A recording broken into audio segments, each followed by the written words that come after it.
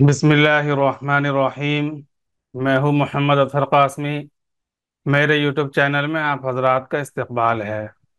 इस वीडियो में आप पढ़ेंगे सूरतुल इखलास का तर्जमा। सबसे पहले अल्फाज व मानी याद करेंगे, उसके बाद उसका तर्जमा सीखेंगे। तो चलिए शुरू करते हैं। पहले अल्फाज व मानी याद कर लें। कुल, तू कह, ये इससे पहले भी आ चुका है। फेल वाहिद मुजक्कर हाजिर का सेगा है, फेल अम्र है, वाहिद मुजक्कर हाजिर का सेगा है, तू कह। अलकौलु मस्दर से, कौल का माना कहना। हुआ वाहिद मुजक्कर गायब की ज़मीर है, माना वो। हुआ के माना वो।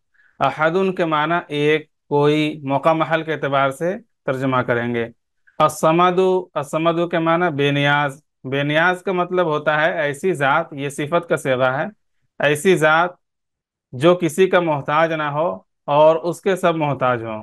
असमद का तन्हा असमद का पूरा मतलब होगा ऐसी ज़ात जो किसी का मोहताज ना हो और उसके सब मोहताज हों। तो ऐसी ज़ात को बेनियाज कहेंगे। लम यलिद, नहीं जना उसने। लम, ये हरफ नफी है। और यलिद फेले मुजारे है, वाहिद मुजक्कर गायब का सेगा है। उसने जना, लम यलिद नहीं जना उसने। लम यूलद, ये फेले मारूफ है, यानी जिसका फाइल मौजूद है। लम यूलद, न वो जना गया, वो नहीं जना गया। लम हरफ नफी है। यूलद, वुलिदा यूलदु है। वलदा यलिदु ये है। वलदा यलिदु से यलिद। और वुलिदा यूलदु फेले मजहूल है। फेले मजहूल में फाइल मजकूर नहीं होता है, मफूल फाइल की जगह आ जाता है, जिसको नाइब फाइल बोलते हैं। वो जना नहीं गया, वो नहीं जना गया। इस तरह मजहूल का तर्जुमा करते हैं। लम यकुन, नहीं है, ये फेले नाकिस है। वाहिद मुजक्कर गायब का सेगा है। लम यकुन नहीं है। लहू, लाम के माना लिए के लिए। हु के माना उसका उसकी उसके। लहू लफ्जी तर्जमा तो लहू का होता है उसके लिए। और मौका महल के एतबार से जो इस्तेमाल हुआ है आयत में, उसका तर्जमा करेंगे उसके उसका, इस तरह करेंगे। कुफुवन के माना बराबर, हमसर।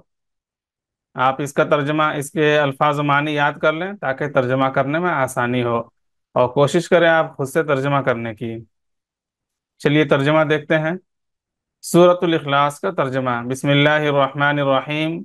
शुरू अल्लाह के नाम से जो बड़ा मेहरबान निहायत रहम वाला है। कुल हुवल्लाहु अहद, लफ्जी तर्जमा करेंगे।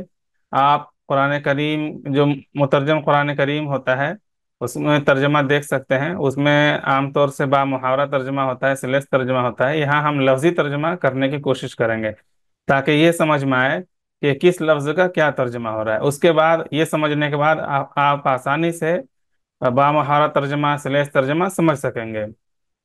कुल, आप कह दीजिए वो। अल्लाह के माना अल्लाह, अहद उनके माना एक है।